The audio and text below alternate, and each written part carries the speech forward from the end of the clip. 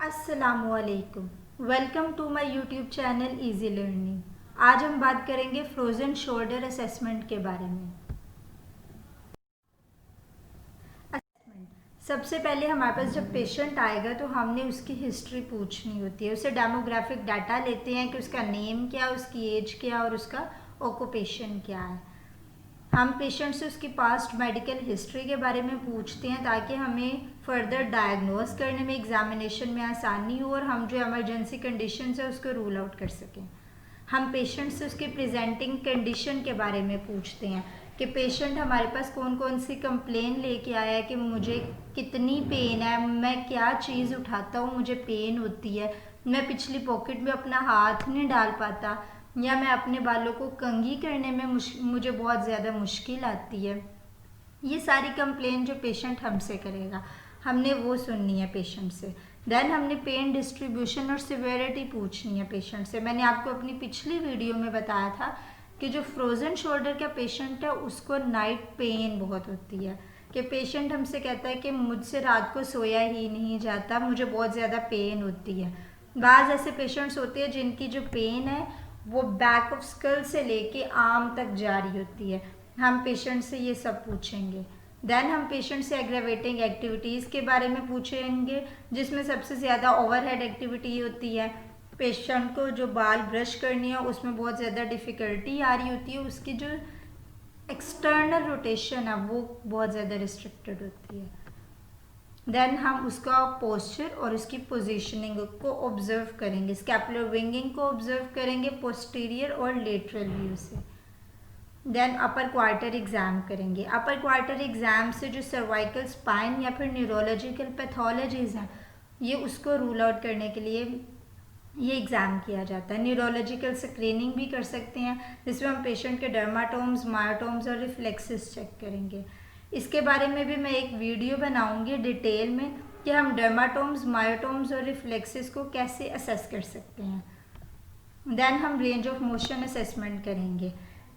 हमारा बेसिकली यही काम है कि हमने पेशेंट की देखनी है कि उसकी रेंजेस जो हैं वो कितनी कितनी ज़्यादा रिस्ट्रिक्टेड है, कितनी मूवमेंट उससे हो पा रही है और कितनी नहीं कर पा रहा, फिर हम उसको रीगेन करेंगे। यही हमारा ट्रीटमेंट होता है।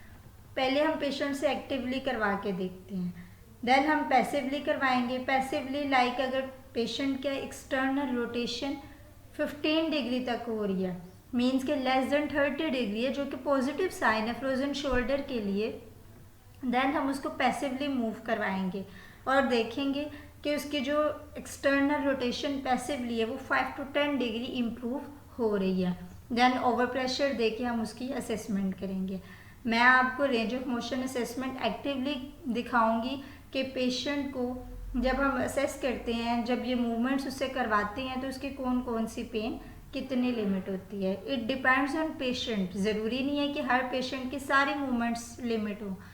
किसी में एक्सटर्नल, जैसे मैंने आपको कैप्सुलर पैटर्न के बारे में भी बताया था, और किसी में एक्सटर्नल रोटेशन बहुत ज़्यादा लिमिट होती है और किसी के अंदर इंटरनल रोटेशन लिमिट होती है। So it depends on patient.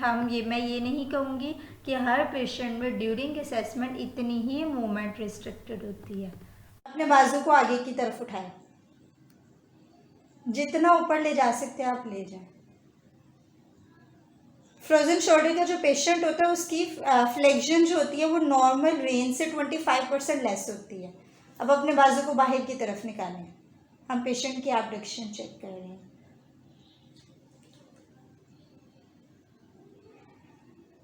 Abduction में 25% less normal range of motion से।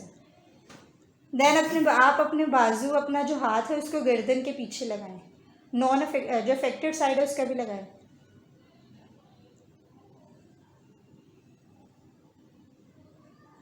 फंक्शनल रेंज ऑफ मोशन काफ़ी पेनफुल है। अब अपना हाथ पीछे कमर के साथ लगाएं। जो अफेक्टेड साइड है उसका बाजू लगाएं। जितनी मूवमेंट ले जा सकते हैं आप लेके जाएं। पेनफुल।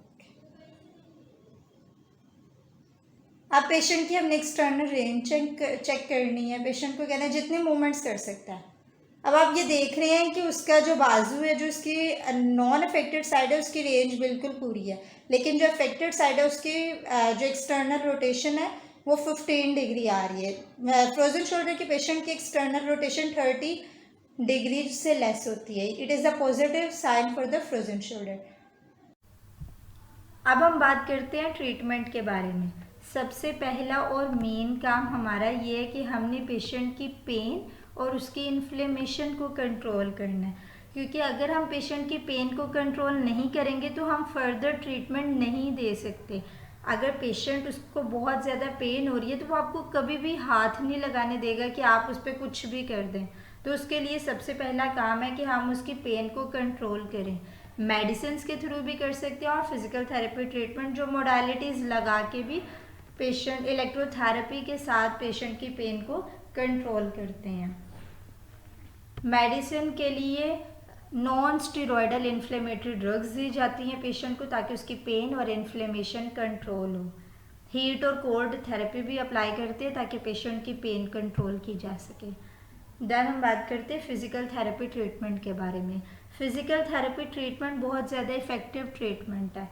इससे बेसिकली फिजिकल थेरेपी ट्रीटमेंट में ये क्या होता है, ये होता है कि पेशेंट की हमें मूवमेंट को रीगेन करना है, कि जो मूवमेंट लॉस्ट हो चुकी है हमें उसे आहिस्ता आहिस्ता इम्प्रूव करना है कि वो वापस अपनी नॉर्मल रेंज तक चला जाए।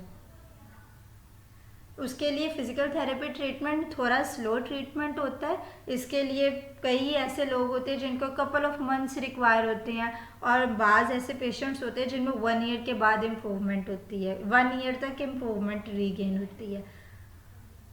इसके लिए पेशेंट को थोड़ा सा पेशेंस रिक्वायर होता है। लेकिन इन केस कि अगर 2 ईयर्स तक, मिनिमम 2 ईयर्स तक अगर पेशेंट, मैक्सिमम 2 ईयर्स तक पेशेंट लगातार फिजिकल थेरेपी ट्रीटमेंट लेता जा रहा है, फिर भी उसकी पेन ख़त्म नहीं हो रही है और उसकी स्टिफनेस नहीं जा रही है, ना उसकी मूवमेंट रीगेन हो रही है, तो देन इस केस में उसको डॉक्टर के पास जाना चाहिए।